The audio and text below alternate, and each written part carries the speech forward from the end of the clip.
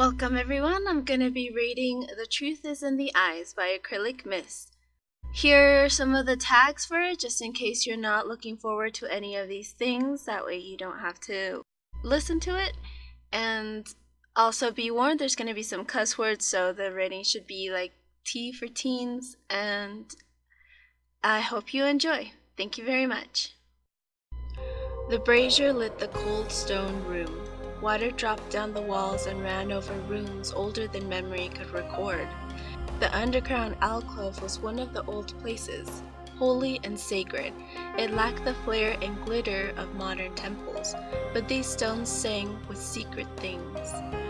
The firelight flickered. A hint of red paint could be seen on the far wall over the endless spinning circle of the red gear, a sigil marked in stone for that which had no end.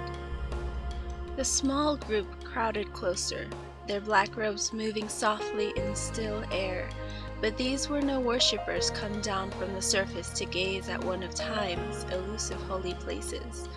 They were cultists, and to the side a bound figure struggled against the bag over his head.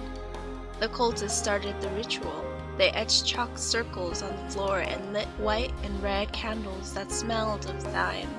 They chanted and called out names, invoked the attention of something both older and greater than themselves, and when the time came, the ritual leader called for the sacrifice to be brought forward. He fought. He writhed and thrashed, hissing against the gag.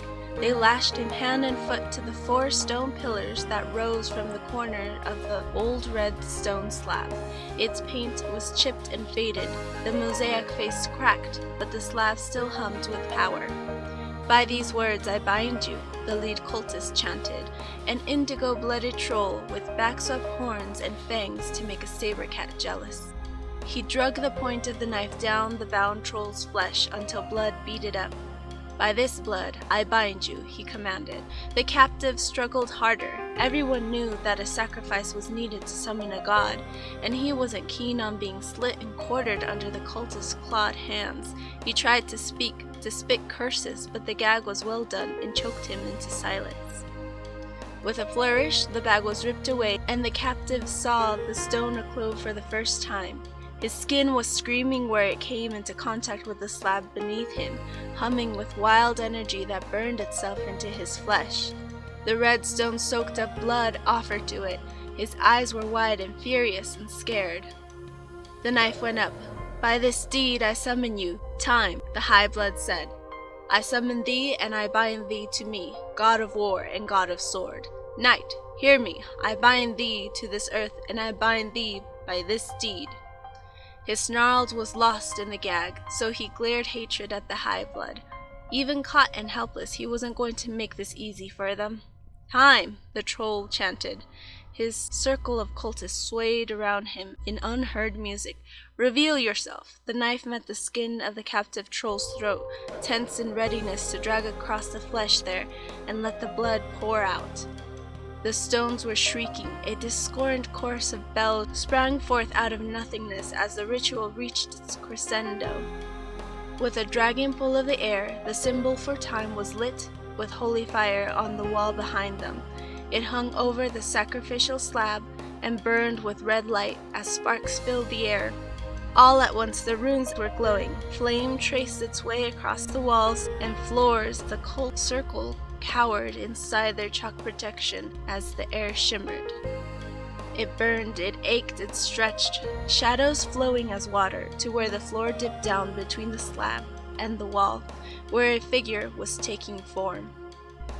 Time stepped out of the air and into the room. He filled the room. The god was more than the alcove could ever hope to hold, boundless and elemental.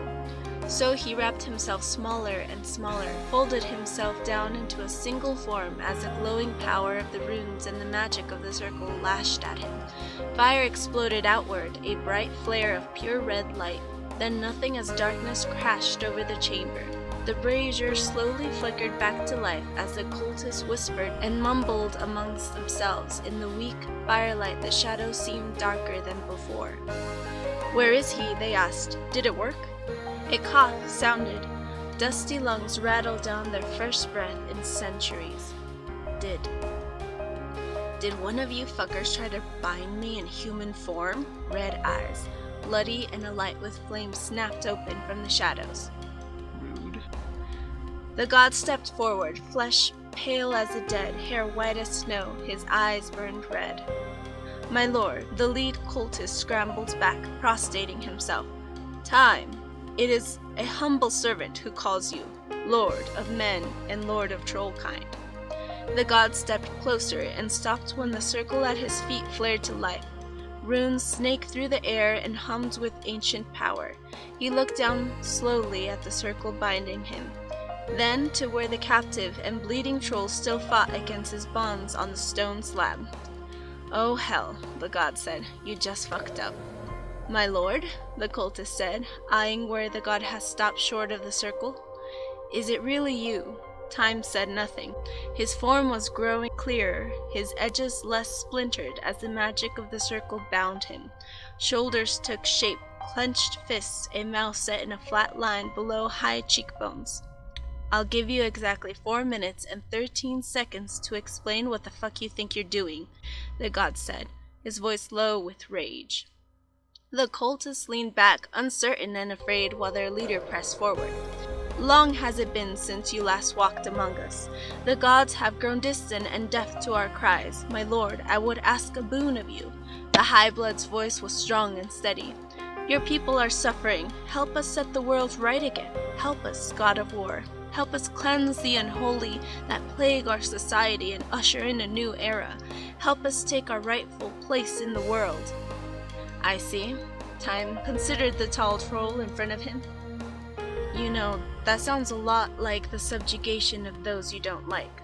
What makes you think you deserve to be on top? The question made the High Blood bounce back on his feet. Is this a task you ask of me? He inquired eagerly. A challenge? Some way of which to prove myself worthy? The god sighed. No, he said. Genocide is fucking wrong. End of story. He looked behind the High Blood at the other robed cultists. Are you all trolls back there? Because I'm pretty sure you are. Yes, my lord, the troll answered. Cut it out with all this my lord shit, Time snapped, the first hint of emotion in his voice. I'm no one's lord. Time then, the troll complied. Surely you know the state of the world. The world is far larger than whatever backward city alley you crawled out of. Time growled. Do you really think this grand scheme of yours would work? But Time, the cultist pleaded. No, the god answered. His head turned to the side as if listening to something only he can hear. And your 4 minutes and 13 seconds are up. It's my turn now, motherfucker. The god stepped closer. The circle at his feet strained to hold him back, to keep Time contained. Since you did manage to bring me here, and I'm feeling pretty fucking generous at the moment, I'll give you 3 answers. The god held up a hand to ward off the lead troll before he could interrupt. I'm going to tell you exactly what you did wrong.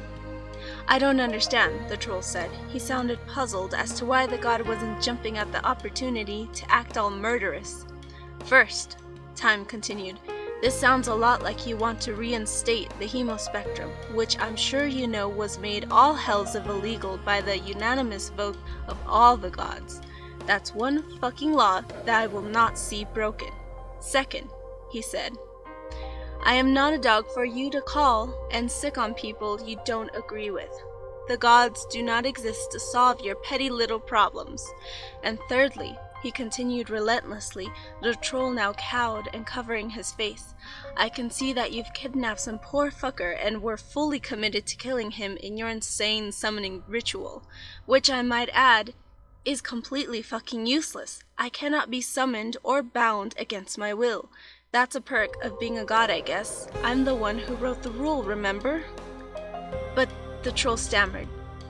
The only reason I chose to be here is to save that guy from bleeding out all over my fucking floor, Time said, his voice cold as ice. I am the Knight of Time, protector of all in need. I stand in his defense, not yours. I bound you, the troll said, desperation on his face. By this blood I bind thee, by this... And that's enough of that, Time said, and the circle at his feet crumbled as he cracked his knuckles. Freed, The god traced his fingers through the air and left a trail of fire behind that hung glowing. I'll give you a head start if you leave right now and run very fast. See? I did say I was feeling generous. No, the cult leader snarled, baring his teeth at the god. He waved away the runes in the air and bristled with threat. God or not, time. I won't have this. Play your fancy tricks all you like. I bound you. I did. Me. You, Time repeated. His voice was flat and emotionless. He sounded cold. Me, the indigo blood said smugly. The god smiled. It was a terrible smile. It cracked the mask of his face in awful ways. The gears on the wall still burned red. Very well then, he said.